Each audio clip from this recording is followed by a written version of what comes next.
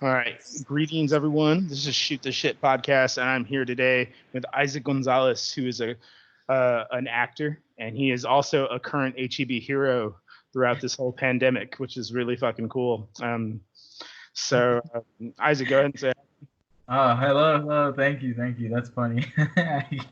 I mean, well, it's true, dude. Like, man, every time I walk into that store, it's just prepared, and like, I don't know. I haven't heard anyone rude yet. I've been waiting to like tell someone off if they're rude.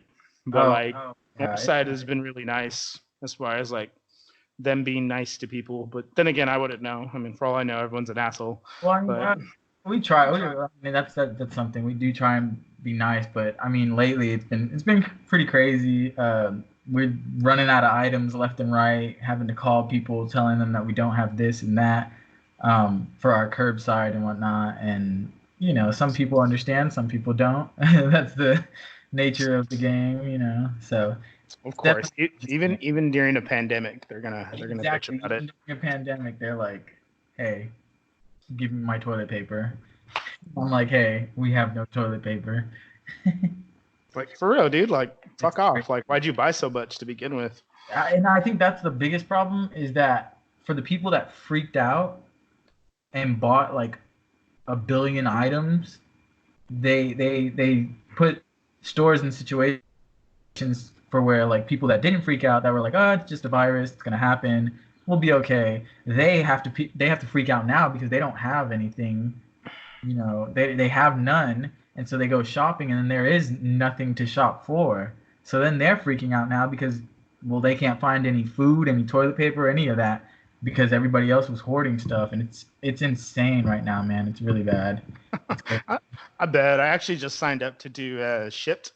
I think that's what it's called, Ships. So I could grocery shop for people for money, since we're all doing our side gigs right now before our job comes back. Yeah, of course. But it's crazy, man. That's cool. But yeah, man, tell everyone a little bit about yourself. So I'm 20. I'll turn 21 here in October. I was born in Fort Wayne, Indiana. I'm a military brat, so I moved around. So I went from Indiana, North Carolina, Florida, Georgia, and I've been here in Texas probably half my life. I want to say since I was about 10, 11. So a little bit more so. Been in San Antonio, fell in love with the city, man. It's amazing. So much culture and art here. It's a really big thing, and it's right there in between Austin, or not in between, but it's right there, next to Austin. And Austin, same way, weird shit, crazy. So I definitely love growing up around these two type of areas that, in a way, they both have their own art, but they also contradict each other in a certain sense because, like, I feel like San Antonio is more cultural art and more cultural themed, whereas Austin is just like, hey, keep shit weird. We love it here, type of thing. Yeah, no, Austin is definitely hipster, like hipster, crazy, like soy bison kind of shit. Like, oh yeah, that place.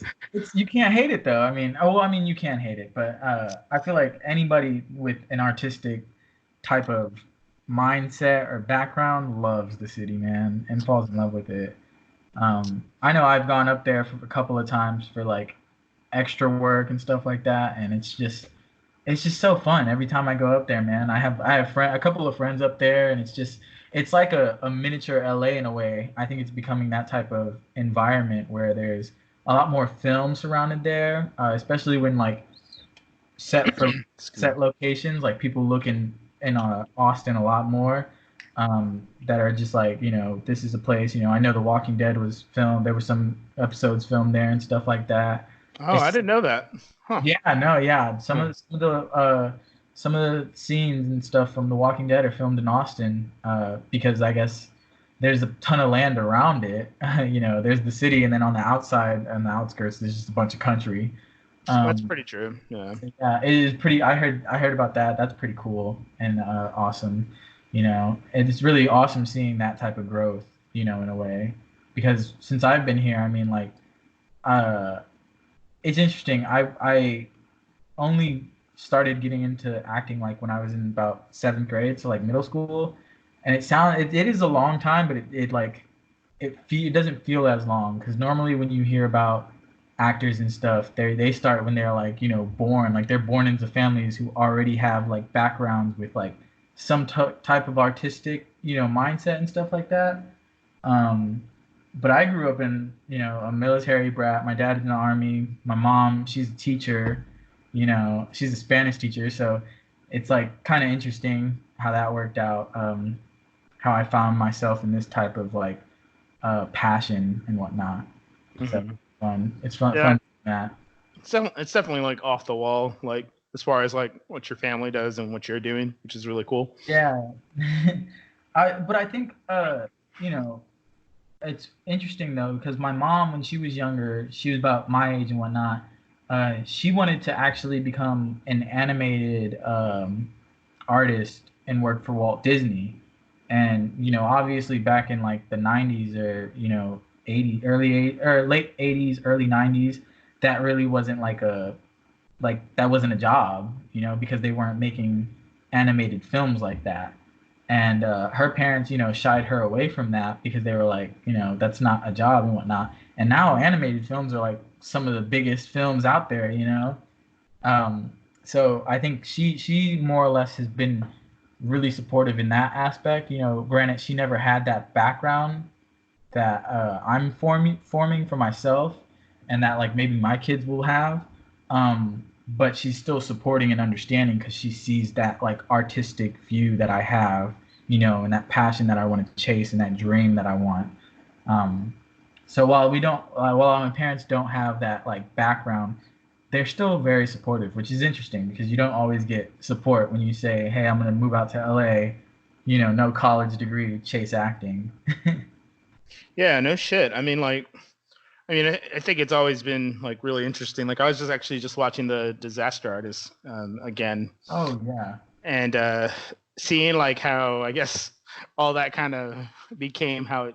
I could just imagine that's just kind of how it goes. When people just like fuck it, like I'm gonna go and Yeah, do yeah. it, because and that's just kind of always been everyone's thing. And man, I don't think I could be an actor, but I could try. But I feel like it's something that like I'd like to explore in the future just for fun because it seems it definitely seems like a different element and obviously in its own art form. Oh yeah. It's to me, uh, it's it's like a way of expression in a way, and it's also like a way of like just expressing myself. There's some times where you can find things within characters that like you didn't realize. When you first take on a character, you think it's this one thing, and this is how it's gonna go, and this is how it's gonna be, and then you get on either a set or on a stage, and you start rehearsing, and you start going through the scenes, and the director's like, I was kind of going for this mindset, or and people and different actors, you kind of work around them, and you start to realize that like what you had in the beginning isn't what you ended up with at the end. And I love that process. That whole process is so weird, and it's so fun at the same time because while you're going through it, you're just like constantly like adapting to changes, like left and right, left and right, left and right, and almost improvising in a way sometimes.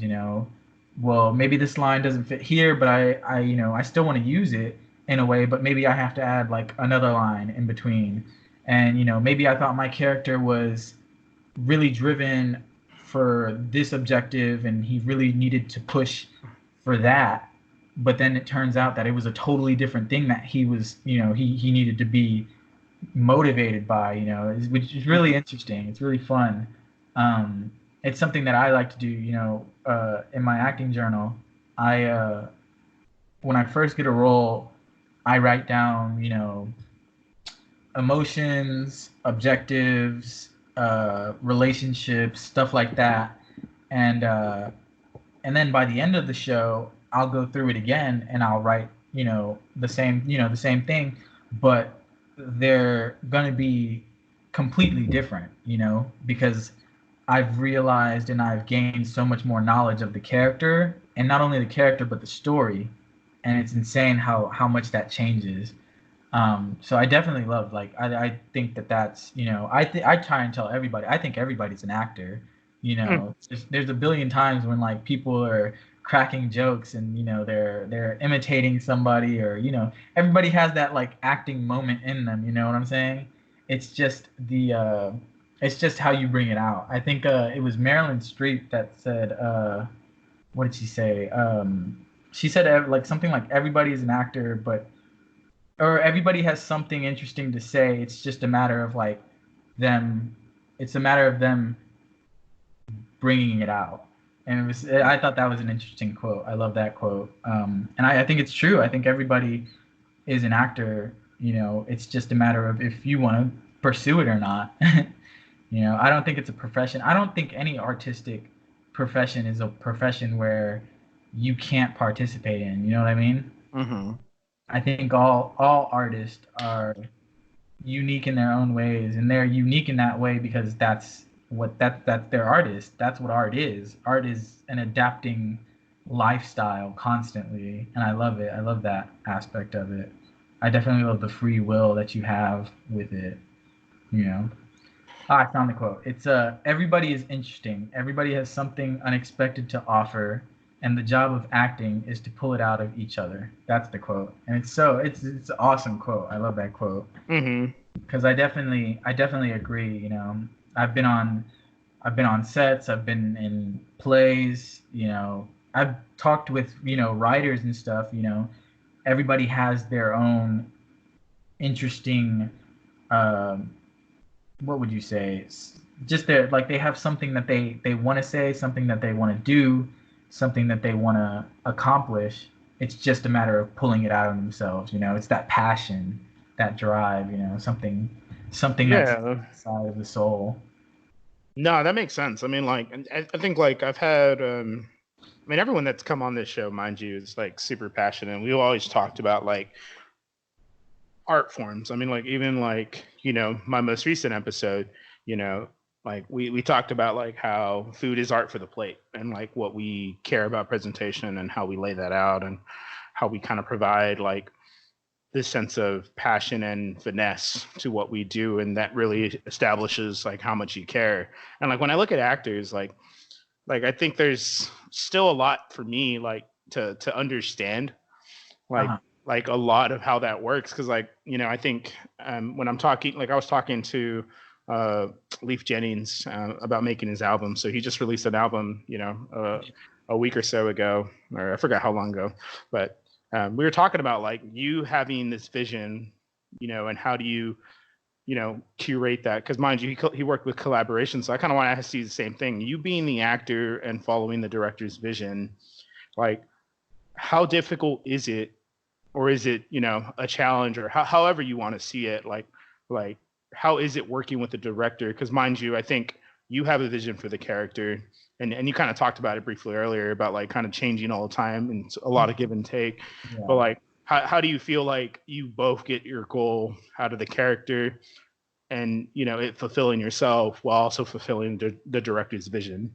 Well, it's a collaboration for sure. That's one of the greatest things I think about films and plays is that collaboration effect. It's a team effort. I think a lot of times when you see it go one way or the other, that's where you get those bad plays, bad movies. When you see an actor that's too stubborn to listen to his director or the direction that they're trying to go with the movie, well then you get a movie where the actor just looks like a buffoon. But then there's other times where you get a movie where the director was so stuck on what his vision was that you get a movie that you just sit there and you're like, what were they trying to do with this movie? Like, where's the story going? Why is it cut like this? Why is there not like a shot explaining this? And so it's a collaborative effort to bring that together. I definitely like to listen to what everybody says on set or on the stage. I think everybody's insight is really useful because you got to think, well, I'm gonna show this off to an audience, and that audience has their own collective mindset as well as to what they think the character should do, should act, should bring to the table. And so if you only stick with your mindset, well then okay, maybe you reach out, say you have an audience of 50 people, maybe you actually truly get through to like 10 people, but the rest of the 40 people are sitting there and they're like, well, that's not what I don't get it. Like, what is he doing? Like, it doesn't make any sense. He shouldn't be angry there. He should be happy there. He shouldn't be, questioning that. He should be like, oh, that makes sense, And so when you actually take the insight given to you, then what you're doing as an actor, I feel like personally, is you're looking through an audience perspective in a way, because they're seeing what you're doing and they're telling you what you're doing wrong or what you could be doing better. They're trying to give you more insight, and I think that's useful, because then I can use that insight and I can kind of incorporate it with my vision and see what we bring to the table. And I think it's always changing. You should never I had a middle school director. Her name was I called her Miss A. Her name was Miss Atkinson. And she told me at a early age, in an early point in my acting career, I would say, she told me, that you should never repeat the same scene twice, and not in a way that like, oh, we're gonna do the scene over again. She meant that like the way you talk, the way you bring the emotions out, your gestures, all of that should never be done exactly the same every single time. So it's really that insight was really awesome, and that's something that I constantly use for my acting. And I mean, I'm never gonna be stubborn enough to sit there and say, oh, I'm not gonna listen to that director, even if I don't agree with what he's saying. I think we need to find that mutual understanding, and sometimes you don't find the mutual understanding, and I feel like that's times where actors will drop out of projects, or actors will just leave set, and they'll just be like, I can't do this right now. This isn't gonna work. And they, sometimes people will call them, what's the word? They'll call them, hard to work with, or they'll call them stubborn. But sometimes you have to sit there and think, well, there was no collaboration there. If the director was like, you need to do this, like, and we can't get any progression, if there's no collaboration. So I definitely, I'm an open-minded person in that aspect, as an actor as well.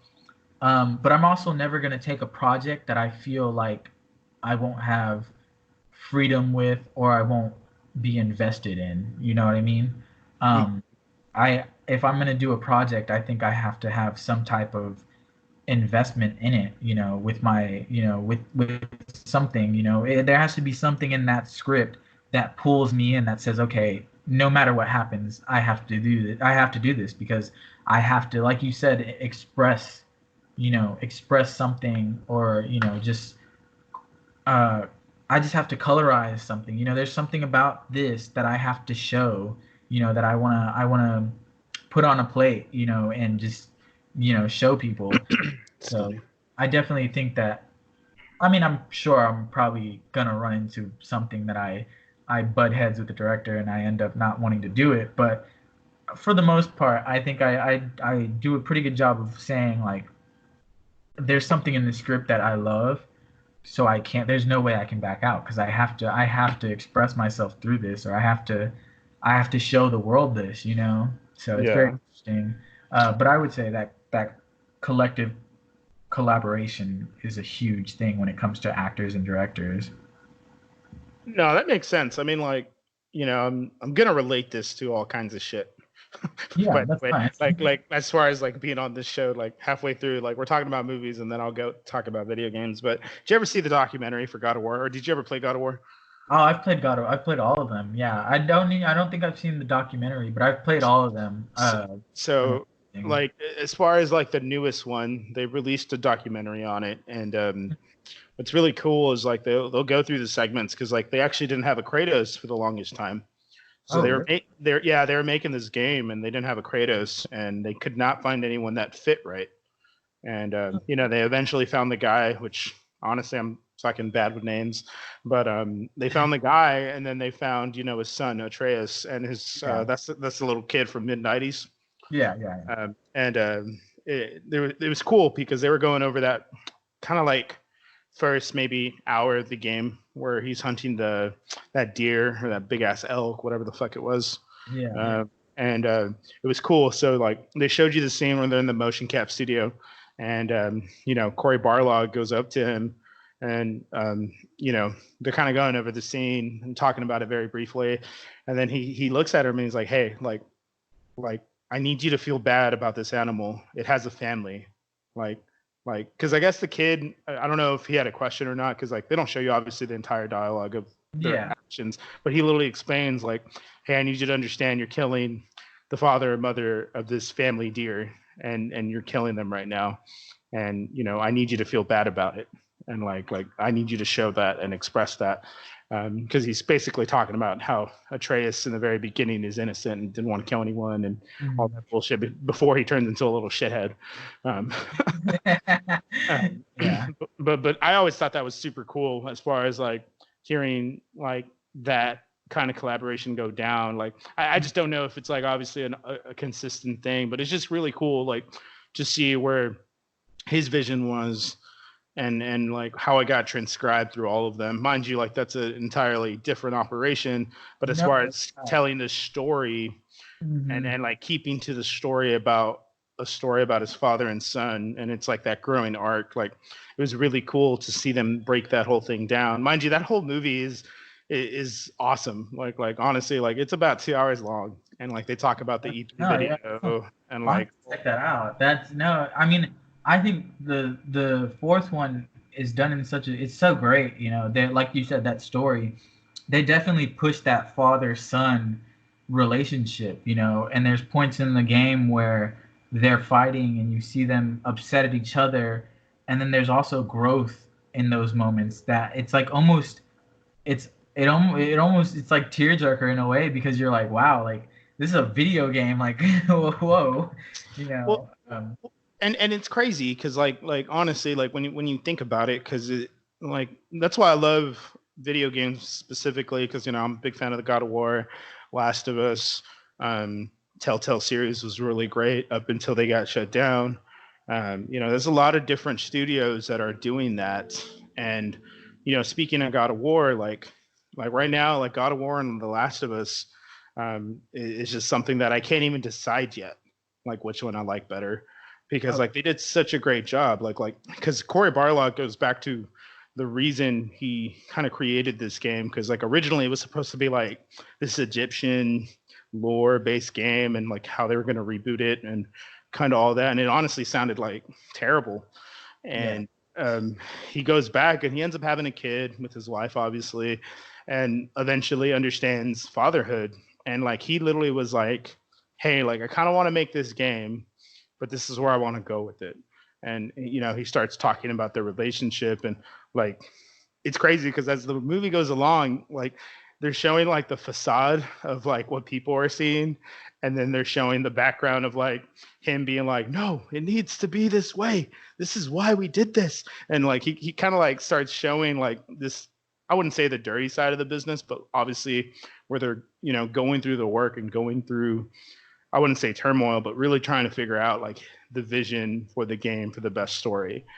And like it's so cool. Like honestly, like I really enjoyed it because it like showed me a piece of the business that I've always cared about, but also like the fact of like the cinematic elements of like this is what they created together, and like him really working with all the actors, and kind of talking about like this is what I do, and how he crafts it. Like I just never thought, like as far as like directors and actors, that relationship had to be so give and take at the same time. Because like I think of also like another good example as far as what you were saying, like Hellboy. Like that was an awful movie.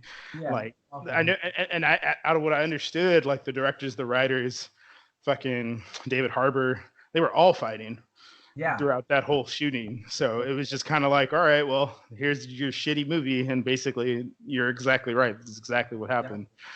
And I mean, you see it time and time again, because again, like you said, that give and take. there's not that factor there. It's just somebody that's like, this is how it has to be. This is what's gonna happen. And it gets even worse when the studios get involved. That's when it's the worst. I feel like is when you have the studio that's like, hey, we don't care about your vision. We're gonna go this way.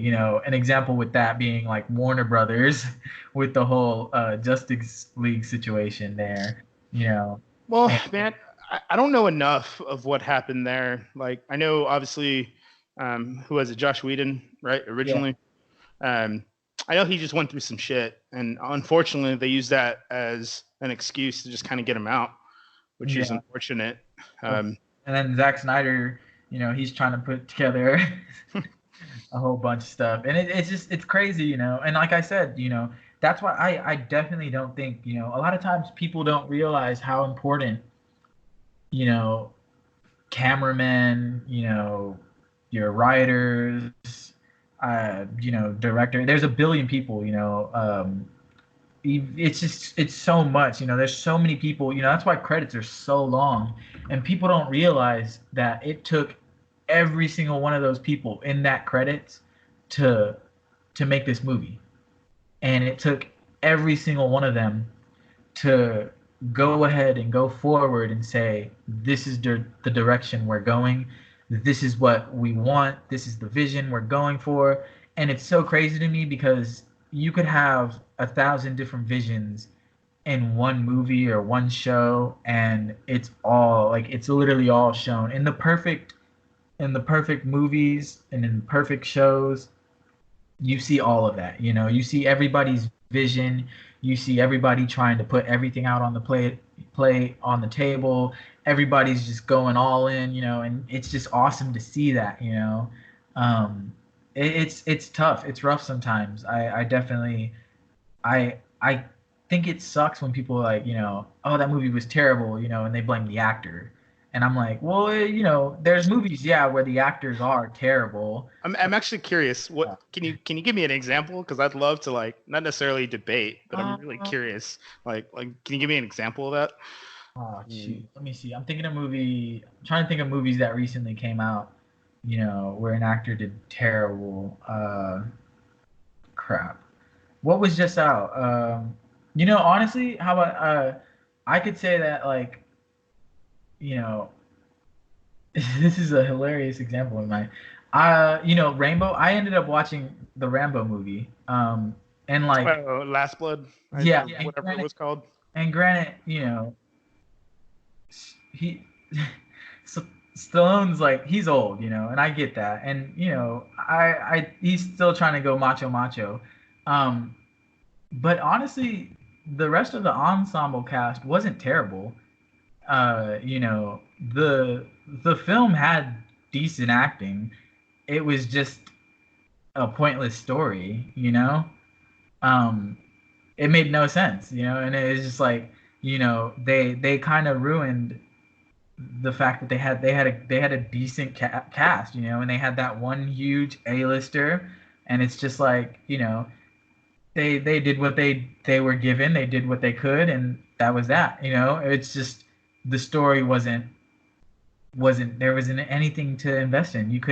There was nothing for you to sit there and be like, okay, his granddaughter goes to Mexico because she wants to go to Mexico to see her mom, and she goes to a friend that she hasn't seen in I don't know how many years.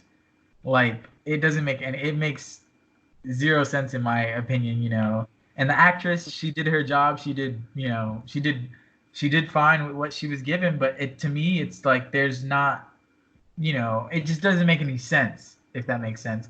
And it's really funny because, there was a bunch of times that I worked that movie and people were like, gosh, that was terrible acting. And I was like, I mean, the acting was pretty decent. It wasn't anything that was like Oscar worthy, but I mean, where were they supposed to go with that movie in the first place?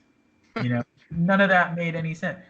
That's pretty fair. I mean, the movie I was thinking about, like, when you said that was Predator, the new Predator. Yeah, that's another one. I like, yeah. Because I mean, it, like, a lot of people gave that movie so much shit, and I mean, I'm a longtime fan of that franchise entirely. Yeah. And when I saw it, I mean, like, it gave me something to, like, look forward to. I mean, the acting, at the end of the day, like I wasn't focused on because it was supposed to be a fun movie. Yeah, it's supposed Like to be, I think slash. they, Oh, yeah, like they sold it. I mean, like what's his name, K Peel there. I thought he yeah, did a good job as far as like comedic effect, and I think yeah. overall that movie was just a fun movie, and I wasn't here to like oh, this movie's fucking awful and like blah, blah, blah. And mind you, like it's not my best Predator film. I thought it was better than Predators, the one with what's his name, that um, famous actor that I don't really care for. I know who you're talking about. Yeah, with the weird nose. Blank my Yeah, name. Um, I forgot his name. I know what you're talking about though. Yeah, that movie wasn't. Honestly, I enjoyed the Predator, the new one versus that one. Like, and I don't know. I think that was a good example, like when you said that, because I was just like, yeah. I mean, like when people blame the actors, sometimes it's just kind of like I could kind of like I feel like I'm starting to understand that a little bit more, to like a certain extent, because like I mean, like when you hear like really really good writing, like I think of like the writing of Marriage Story and like how that pertains. It's like Yeah, at the end of the day, like most of the time they're gonna go with the script versus like some ad lib stuff, right? Like it just kind of is what it is sometimes, unless the ad lib is, unless it's worth it. Yeah. yeah. So Well, I mean, and it's interesting. Like I said, there's some times where a director gives you a direction, and the script isn't necessarily like calling for that you don't feel like it's calling for that. So if the line is I don't know, if the line is something about, like, if the line is, I just found out my mother died, you could twist that line, you could add a word in, you could take a word out, you could even shorten it down to my mother died. It just calls for the situation, and it just calls for what's happening in the moment. Is he talking to somebody else? You know, is he explaining why he's acting the way he's been acting? I definitely think that the ad libbing is an important part in an actor's job. Improvisation in general is huge when it comes to stuff like that, um, because there's some of like film's greatest moments are improvised moments. oh Um, yeah, I mean like Heath Ledger clapping, yeah, Heath in Ledger clapping. I'm trying to think. There's a line in The Godfather, when when mm, crap, Marlon, what's his name? Marlon, Marlon can't, Brando. yeah, where he finds out, his son died. Uh, they go that whole, like, that whole monologue is almost all improvised. Like the script, was basically set along the direction that he was going with, but then he added a bunch of little nitbits in there too. And I think that's awesome. And then even for his audition, he put cotton balls in his mouth to give this like bulldog effect, because he thought that the character should have like a bulldog looking facial structure. And so during his audition, he was going through with it, and he was telling, he was doing lines, he was reading the lines, and they were wondering how he was making his voice sound the way he was making it sound. And he ended up telling them after auditions that he had put cotton balls in his mouth to give that effect. And I thought that was hilarious. And I think it's also something that helps you stand out as an actor, is you know, if you have this vision and this is the way you want to go with it, you need to go with it. You could take it to with Bill Skarsgård. He, his smile, that creepy lip thing that he does with his lip, that something as small as that, that's the vision he had though, and he took it to the casting directors, and he said, "Hey, like, here, this is what I got. I'm gonna improvise this. You either like it or you don't." You know, I thought that's hilarious. I think it's crazy, sometimes.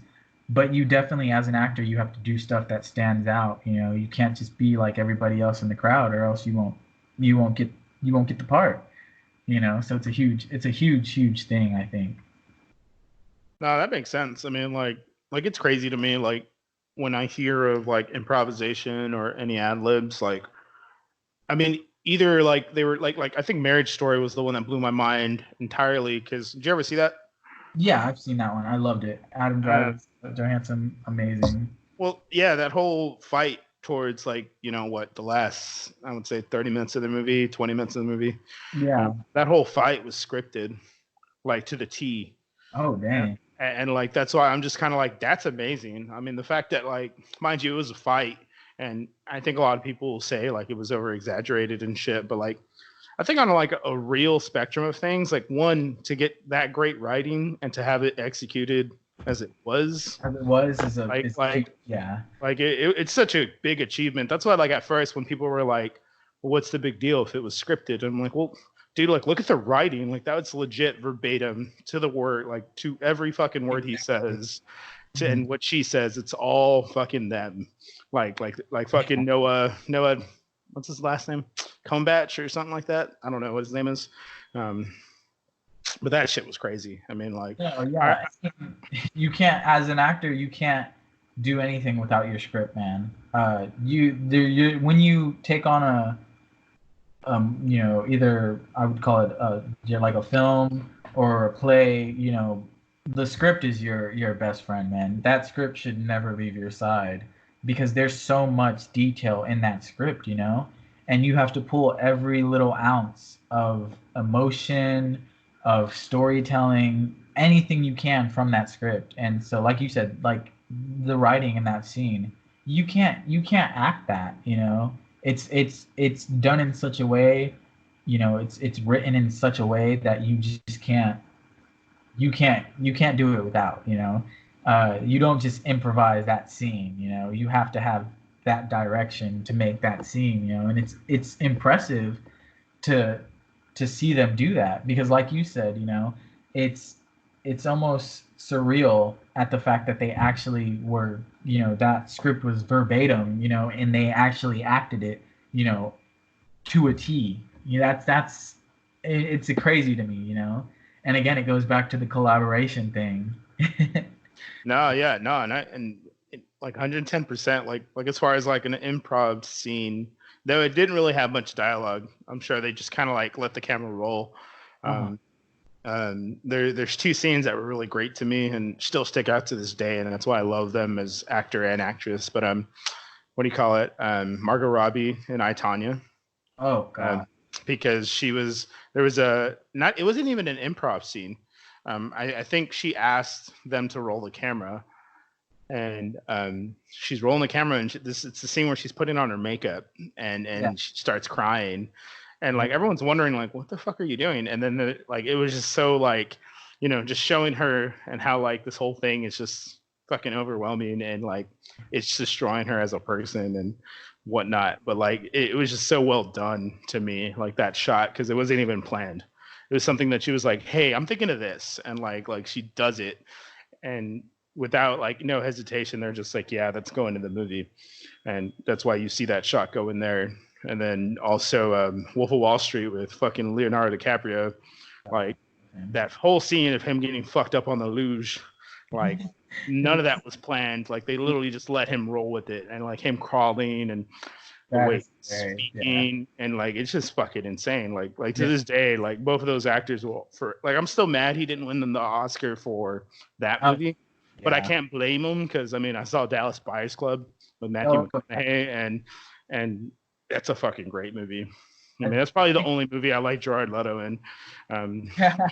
But it was just such a great movie. So I'm mad, but I'm not that mad. So. Yeah, I mean, well, I would say, everybody can be mad about Margot Robbie. I think everybody thinks she deserved the Oscar in I, Tonya, because that was phenomenal. And that's one of those things where, man, I'm telling you, like, you just grab onto a script, somebody brings you a script, you see that script, you read it, and you just cannot get away from that script, Yeah. You just want to like 10 times over, 100 times over, and you just want to keep reading it again and again because you're so invested in that story. There's something that draws you into that story, and you love it, It's crazy to me. It's insane, I agree with you. Both those scenes just so phenomenal, and it's so awesome again, to see the collaboration effect of a director trusting the actor and saying, "Yeah, why not? Let's try it." And I know the director of Wolf of Wall Street. Oh gosh, he's a legend. I was about to say, I'm gonna be mad because this is what you do for a living. uh, no, he's a literal legend. Yeah. Martin Scorsese. Yeah, there you go. There we go. It couldn't pop up. I was a bit thought, dude. No. Martin Scorsese, he's an amazing director because one of his biggest things is he loves to trust the actors. He loves to let the actors, he loves getting that insight from actors and seeing their perspective and seeing what they have in mind. And I think it's a phenomenal thing that he does that. I love Quentin Tarantino, but I know that Quentin Tarantino sometimes doesn't give the actors as much free will as other directors would. And so I definitely, I think the thing with Quentin's movies is that his movies are just, his scripts are so amazing, that it's almost, the work's done for you in a way. You know, you get the script and you're like, oh my God, like, it's just it's almost like tying your shoe. The work's already done for you. Every emotion you could feel, every emotion you need to bring out, every relationship you have, it's all done down to a T. So where I feel like, I don't think he has to, and nobody has to bring out anything to him. Granted, there are scenes and stuff where people have improvised and he's let them do their thing, but I definitely think it's interesting when you have those different type of directors, and their different styles.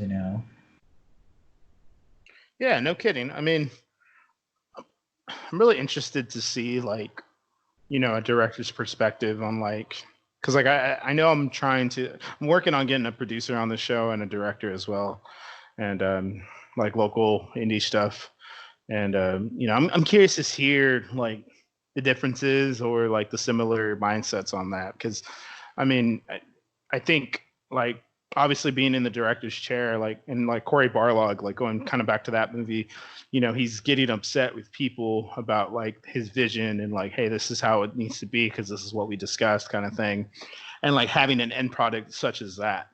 You know what I mean? So like, and then like, kind of going back to like maybe like Joaquin Phoenix and Todd Phillips, like where they're very like, we don't care, we're doing it our way, me and Joaquin's way, and just kind of went with that.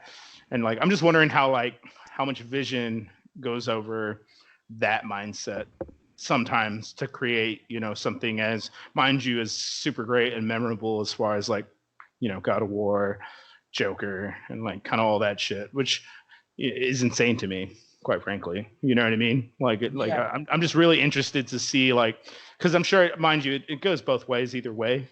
But like, I'm interested like how like people manage that, because mind you, like my job is all about managing people, Yeah.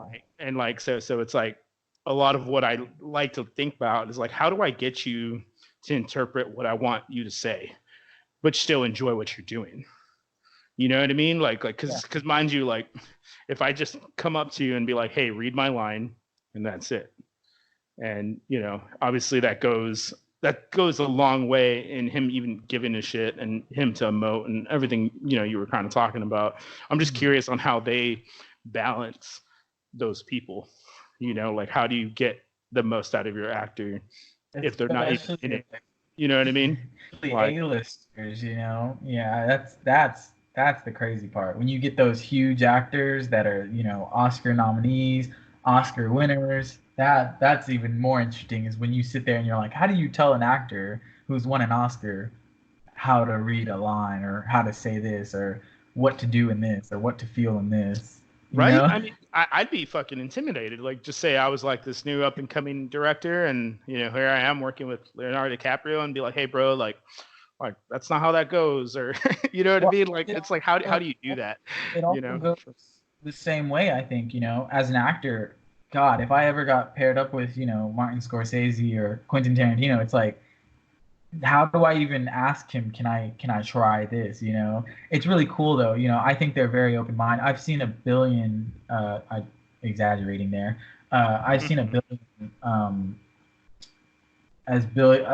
God, I can't think. I've seen a billion interviews with directors and actors that make a movie, talk about the whole process, and it's dimmed down, a lot, which really sucks. But it's it's so cool to see them talk about the collaboration and talk about the process and where they went. With Once Upon a Time in Hollywood, I was watching this one with Quentin Tarantino, Margot Robbie, Leo, and Brad Pitt, and they were talking about who they wanted to play where and what they wanted to play and how he wanted to do it, Quentin was. And it was so cool, him talking about the whole process and talking about it was funny because the actors were almost they were saying, like I was saying, like the work's done for you. You can't mess up. The job is as easy as it could get, because of his writing. Whereas he was the opposite. He was saying, the actors were phenomenal. Like how can I even direct these amazing actors and actresses? Like how do I tell them what direction to go when they're already going the right direction because they know what they want. And it was really cool because Quentin said he was, because obviously the movie takes place around the 60s and stuff, and so there was a lot of Western themed and stuff, and so he had this actor picked out for Brad Pitt that he wanted Brad Pitt to study. And so he was taking clips and stuff and putting them together, and he had this whole montage of this one actor. And he invited Brad Pitt over, and he was like, "Hey, we're gonna look over this, and this is what we're gonna study, and this is kind of the direction that I want you to go with the character." And it's hilarious because Brad Pitt, he comes to Quentin Tarantino, and he has a montage of the same exact actor, and they just have different clips and whatnot. And so they were sharing clips and stuff. That's man, it's crazy. Like when you have talent paired with talent, you know what I mean? And like sometimes that could work very cohesively, or it's just a ticking time bomb. Of course, yeah. And it's cool to hear that. I mean, I honestly, like Once Upon a Time in Hollywood, like I honestly haven't had the most interest to watch that film. Yeah. Just because I don't care too much for Quentin Tarantino, and just because his formatting of films just bothers me, like as a person. Yeah. And like maybe I just got to revisit them because I've been revisiting a lot of different films, and I talk about this in my last podcast. But like lately, like I've been appreciating them a whole lot more, seeing them in a different way, and like as that, and like just as we grow as people, we just see shit differently. So I'm definitely looking forward to one, seeing that movie, and maybe I'll revisit some of his early work too. And because mind you, I can't talk shit about like Pulp Fiction or Kill Bill or any of that shit. Mind you, I'm never going to talk shit about any of that or most of his work for the most part. I've just never really been like, oh yeah, dude, Tarantino's new movie, especially like when like Hateful Eight came out, when everyone was kind of like buzzing with him, and then it wasn't really his best film. So it was just, I don't know. I mean, I feel like I definitely need to revisit and see, more of his film, because it's really cool to hear that, like as far as like how they all kind of just cohesively was like, yeah, I don't know what to do here because we got fucking 3-4 amazing actors, and just kind of is what it is. Just fucking crazy. Isaac, you there? Yeah, I'm there. Oh, okay. I was just like connection, but on there. Sorry. But yeah, I revisiting films is something that I love doing so many times. I do it all the time. I watch, I just the other day, like 3 days ago maybe, I ended up watching Wolf of Wall Street again, and I forget how phenomenal that film was. That movie is fucking crazy. Amazing. It's so fucking good. It's so awesome. Yeah, and I'm just watching all these movies, and it's like, wow, it's so fun. It's amazing, to go back and rewatch.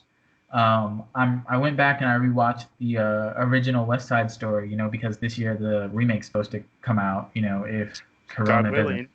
I was like, God willing. Yeah, and that movie, the colorization in that movie, just the theme that it has, and just the I feel like what it's trying to show you is just it's so great, and the music, the score, all of that, it's so cool.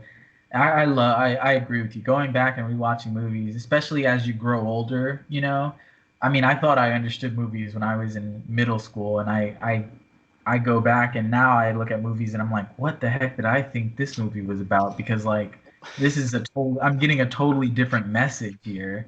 Dude. It's funny that I'm going to bring this up again, and anyone that listened to my last podcast with Todd, I literally talk about watching Blow again, and Okay, yeah. and at some point, like we were talking about, like obviously the different perspectives and stuff, and I was like, dude, this movie's not even about cocaine at some point.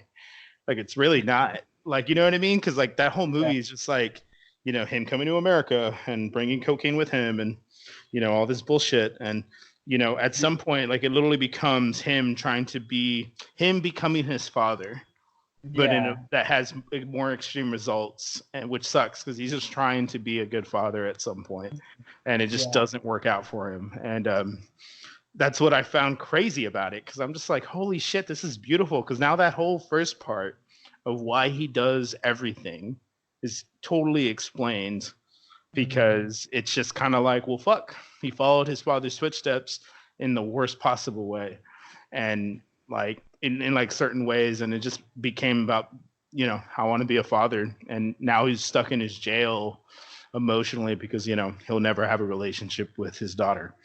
And And I was like, what the fuck? Like I was just like, it ended, and I was just like, this movie was amazing. Like, yeah, and I try and watch when a movie comes out, I try and watch it at least like twice or three times because I definitely don't think I'll realize certain things or understand certain things on that first attempt. There's sometimes where I watch a movie and I was like, yeah, it was good. And then I go back and I rewatch it and I'm like, oh my God, that movie was fantastic. Like, what was I thinking? Like, what? Like, it doesn't yeah, make sense. Um, The Godfather, when I was younger, I was probably like 12, 13, 14. My dad sat me down and watched it and he was like, this is the best movie you're ever going to watch in your life. And I was like, this is a 3 hour movie and it's terrible. Like I don't care. which And then movie? The Godfather. Oh, The Godfather. Yeah. And then I rewatched it before I go off to college. And 2 years ago, I want to say, back when I was 18 at the time, and just again, it almost like Blow. The character development in that whole movie, insane. And the story, and then I ended up rewatching the whole trilogy that year, and it was just back to back to back. I'm talking about like Godfather 1 on Wednesday, Godfather 2 on Thursday, Godfather 3 on Friday. See, like for me, like as far as the trilogy is concerned, I just feel like I didn't need that. I love one, and Yeah, I could yeah, not get to two and three. Maybe like, well, like I saw them, but I just did not enjoy them as much, unfortunately. yeah. And see, I agree. I love the first one. The first one's my favorite. And I've heard a lot of people like the the second one more. I Yeah, don't. I think it's second over third because they felt Yeah, like third wasn't necessary but at I the. don't. Yeah. I think the first one's the best one. It's crazy to me. But it's really cool. You know, there's sometimes where you get so invested in a movie that you would wish they would make a sequel, but then you start to sit there and you're like, well, sometimes sequels don't do too good. Dude, see, and that's why man, I really hate that they delayed Quiet Place, because that's the one I'm specifically fucking Oh, terrified for. yeah, Because like everything that made me love Quiet Place 1, they're doing the complete opposite. And yeah. I and don't. I and yeah. like I'm scared. Like I mean, Yeah, mind you, like reviews came out and everyone was like, it's a great like sequel. sequel. Yeah, And I'm just like, dude, I need to see it for myself, because yeah. I mean, like that was probably like one of my top 10 of the year, with the year it came out. I'm trying to remember when. I think it was 18. Yeah, I think it was 18. Because it was definitely so great on different levels, as far as like, you know, the fear of being a parent, and that is scary, and what that means. Yeah, And I mean, that's what I'm scared about the second one. Like my theory on that whole movie at this point is pretty much reconnecting with humanity, and yeah. that's what they're gonna pretty much touch on, because they That's find like this random dude that looks like he loses his family and loses his shit, basically. So he's lost touch with humanity in a way. Yeah, so bumping into this family, that's kind of like where he kind of reconnects, and it's a very, And I would almost in a say, way they reconnect because they lost their father. yeah, They lost that figure, that supporting pillar in the family. You lose a dad, that's a huge loss. Anybody in the family lost is a huge loss. But I mhm. mean that's like one of the bigger pillars of No, the and family. and you're 100% right, and that's why I like the theme, but it's almost generic, In a way. almost like it's almost like at this point, like we look at shit like The Last of Us and family and reconnecting, and Yeah. you look at like all this other stuff, and I feel like it's played out, but like I mean, seeing John Krasinski's work, right? Like I feel like he's gonna do it in a different way, but Yeah. I'm just very nervous specifically on that sequel Yeah. because I remember originally like Krasinski wasn't actually gonna come back Yeah, he wasn't. because because basically Paramount was saying to do a prequel, Yeah. and he didn't want to go that route. Like I think he tried and then he didn't like it, and so he scrapped it. So basically told Paramount no, and then he went back and worked on a sequel and was like, "Hey, this is what I came up with. Like, what do Yeah. you think?" And then they're like they greenlighted it, and then they're just like, "Yeah, like this is a sequel, not a prequel now." Yeah, I And think it definitely has parts of a prequel. yeah, he does. I think he explains everything, and like it's interesting that like he still comes out and like what that means. Like That aspect. there's like a weird theory going around at one point where what if the dad didn't die? Because you technically don't see him die, and I'm like, okay, that's dumb. Like that would Calm down. that would honestly ruin the movie for me. Like if he doesn't die in the first one, like I mean that's like the best part of that movie The whole, almost. how much would you do for family aspect. Yeah, I No, mean, and also I like love. it's almost like also like it's like a sign of forgiveness to the daughter because it's just Yeah. like like he obviously had some resentment towards her because she's the reason the other son passed away, and like Yeah. throughout that whole thing you could feel that tension, and she wanted him to love her, and the only way he could only ultimately unfortunately show her like, hey, I do love you, I'm just a little still upset about shit, and Mhm. by doing a sacrifice, and that sacrifice was fucking horrible. Like I remember seeing it and I'm just like, fuck, like, Yeah. but I mean I that's remember I made it great. I'm on the way to the movie theater, and I have no idea what to expect.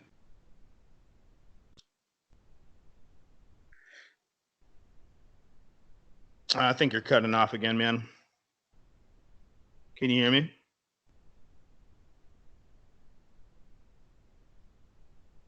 Isaac, you there?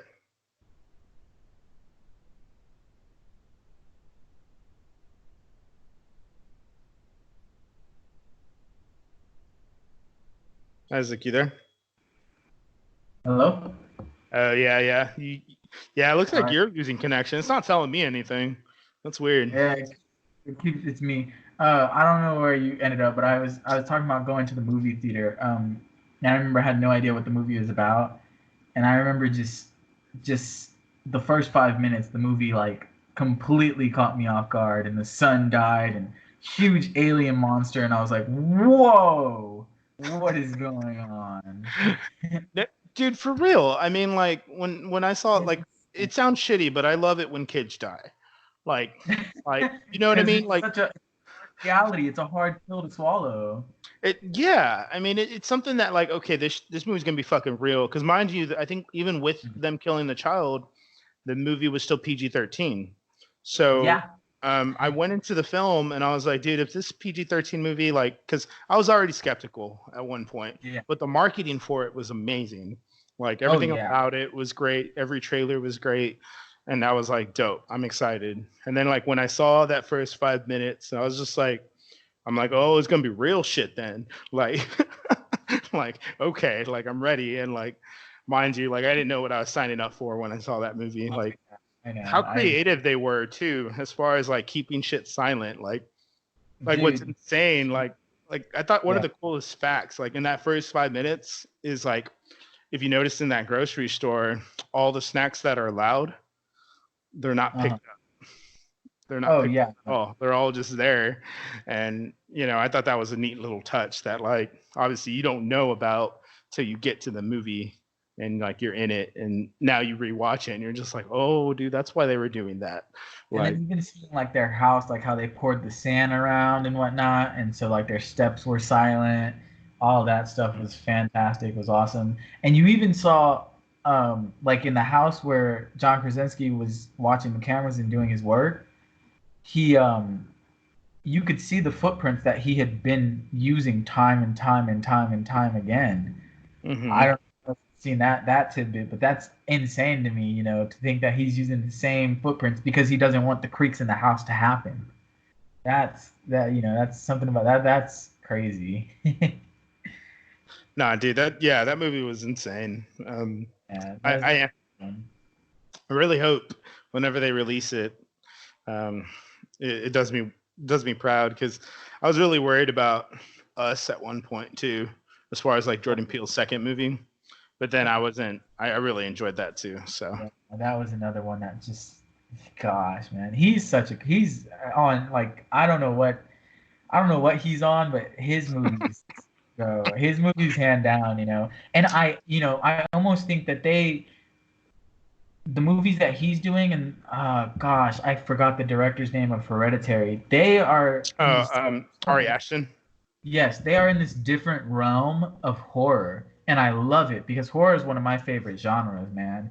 And I think the problem for horror for so long has been that they want to reinstall that slasher mentality, but that mentality is gone. That's not no longer what sells the tickets. It's that it's for me. I think that's what I'm seeing more and more now with Us, Hereditary, and Get Out is that psychological horror, man. That is something else. Just Yeah, like, that's oh, pretty fair. I mean, like, did you like It Comes at Night? that was a cool one too. I definitely loved that one. Um, it was an interesting movie, I would say. I enjoyed it for what it was. It was better than any other horror movie that I could say came out around that same time. you know, Yeah. it's just like I think it's a matter of suspense and build up and just a full on like just like unexpected thing. Um, it's just it's hard to do. It really is, and it's impressive in a way that somebody could actually in their mind create this whole story. It is crazy to me, man. I don't know how you sit there and you think of, for instance, Jordan Peele thinking of, I don't know how you think of a doppelganger and you just, you think of a whole underworld civilization, and they decide to start a revolution to kill everybody. Like what? It's so Well, wow. man, okay, I could literally have an entire podcast on Us because there's so much to that movie. There's so much, and Yeah. like I remember, I think we did do a podcast on it. I think me and my friends sat down and we discussed Get Out and we discussed Us and like which one we like better and like why and um, like Us is just on some whole other level, like dealing with like society issues, dealing with like the way our society creates and molds our behaviors, and Mhm. like it's fucking insane, dude. Because like when you think about the doppelganger, and like obviously the twist for anyone that I'm spoiling this for, like it's crazy what that really means and like the symbolism behind the twist and it's just to me like it just shows that like no matter like who you are, society could turn you into a monster, and and Yeah. and that just becomes what it is. Like hatred is real, vengeance is real, and it's just one of those things where like holy shit, like it's insane to believe that like he came up with that, like, and that's just like the bare grounding of it too. Like there's so much more in that movie that like There's blows so my much fucking more that mind. you have in. Yeah. Well, I mean, you could talk about the Oscar winner Parasite. I mean, that's another one that explores that whole social human existence, the highest, the middle class, low class, high class, rich, poor. Insane, man. It's insane. Yeah, Parasite was a whole other thing too. That's another one I could probably sit down and talk about forever because I'm so like that was actually the one I wanted to win Best Picture and it did. And it wasn't Yes. just because it was a Draft House film. It was more like no, dude. Like I saw this movie and I agree. Like Best Picture, like it has to be. And such a fantastic film.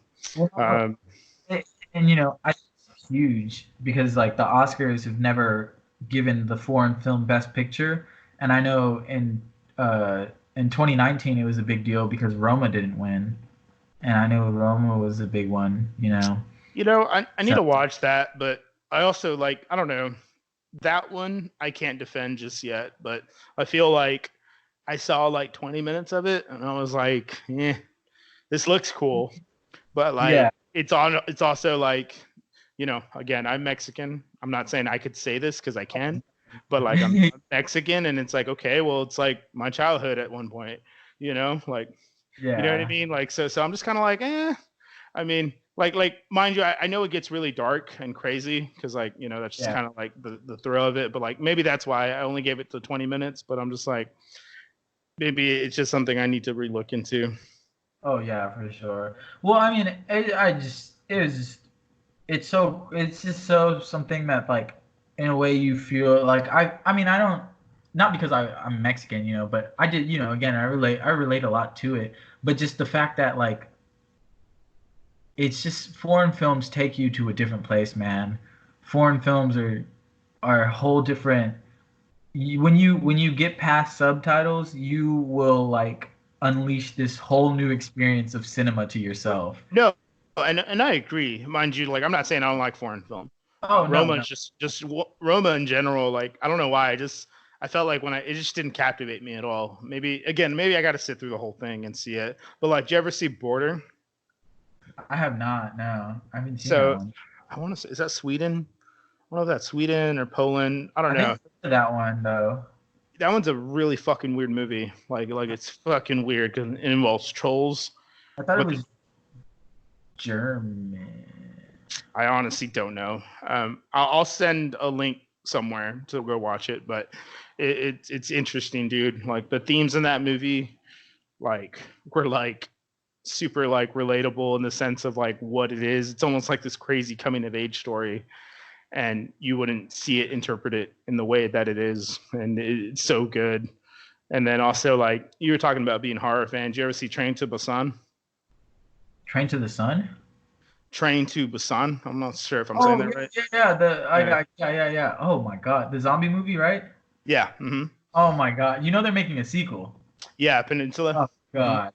Yeah. Oh I'm man. excited. I don't know if that needs a sequel, I but don't. like Yeah, if again, if it's the same like people more or less making it, I'm gonna watch it. I'm all for it. Yeah, I'm all for it. So because it was it's pretty fucking great. Man, that's one of my. I think that's probably that's top three zombie movies of all time for sure.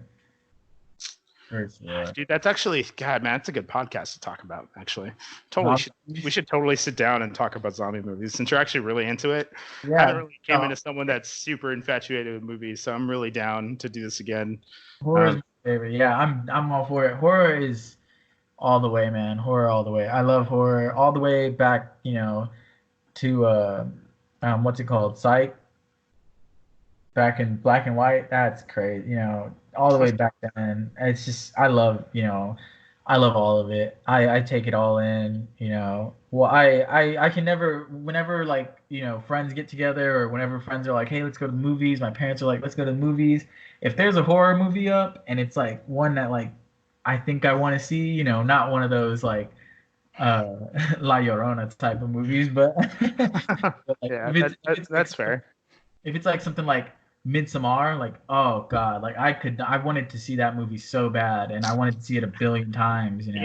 I'm still really mad. I haven't seen that yet, and you know what? Yeah, I'll watch that, and we'll definitely have a discussion pretty soon about it because I have not seen. That's actually one I haven't seen. I love Florence Pug, if I'm saying her name right. Yeah, Like I think she it's is her range is amazing.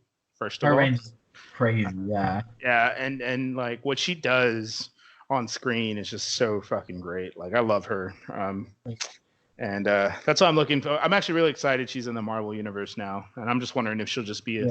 a side piece or she'll be a part of that future universe. Who knows?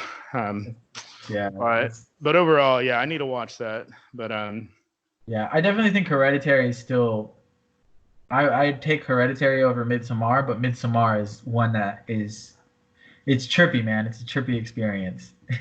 oh, I'm sure. I mean, again, I saw some scenes that from script to play or script to screen or something like that. Yeah.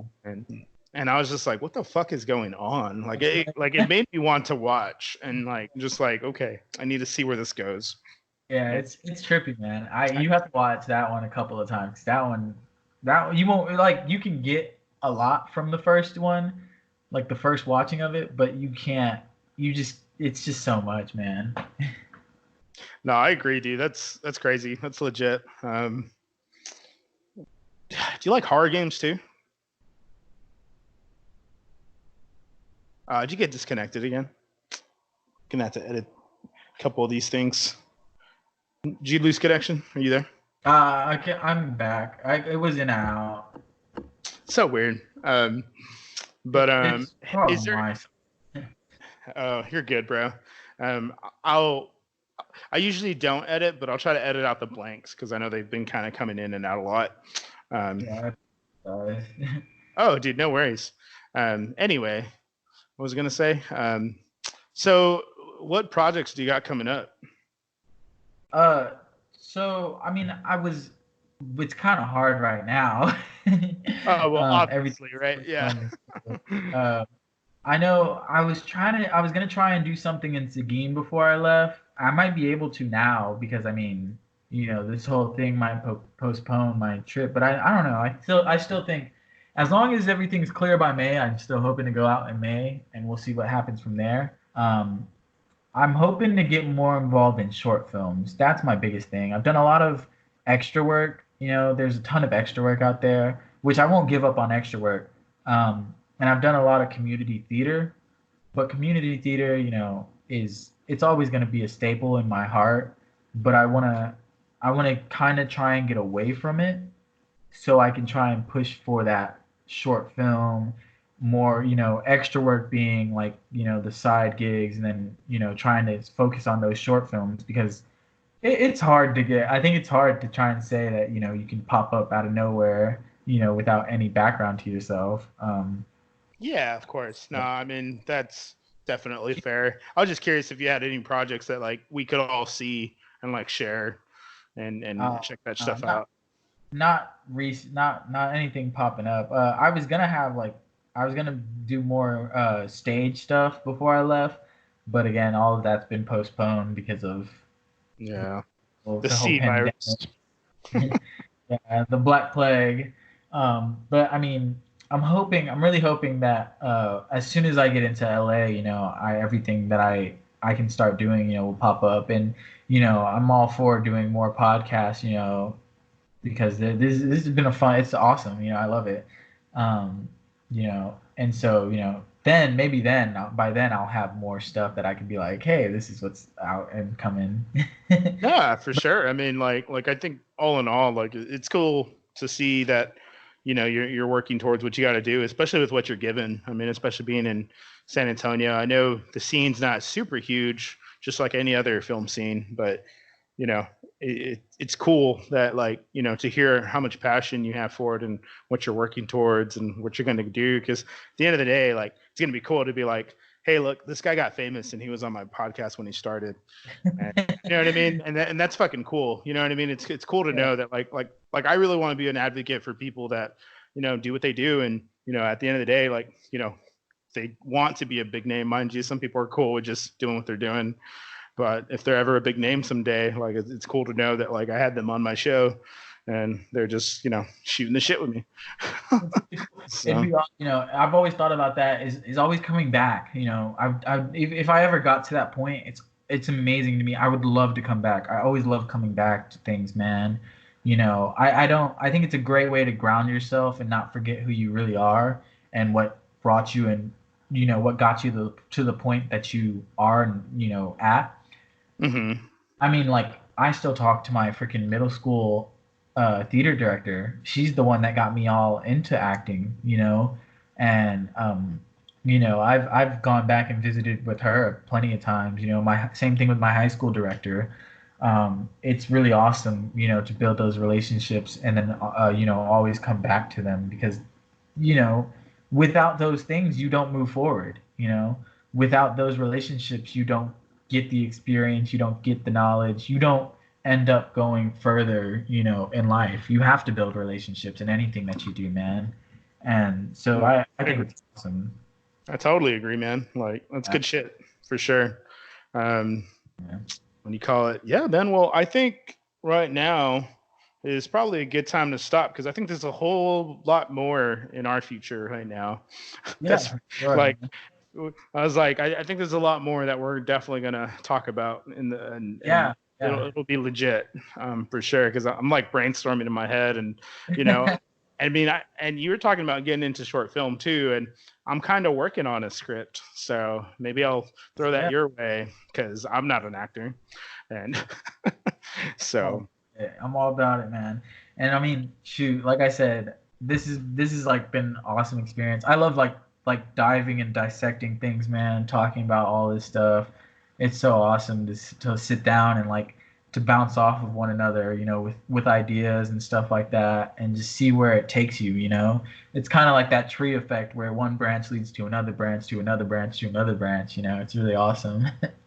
nah man I agree dude but for sure like is there did you want to drop any links or anything for anyone to come find you to maybe follow you when you start kind of promoting what you're doing I maybe know if anybody needs to like if anybody wanted to reach me, for audition stuff, I do have an audition email.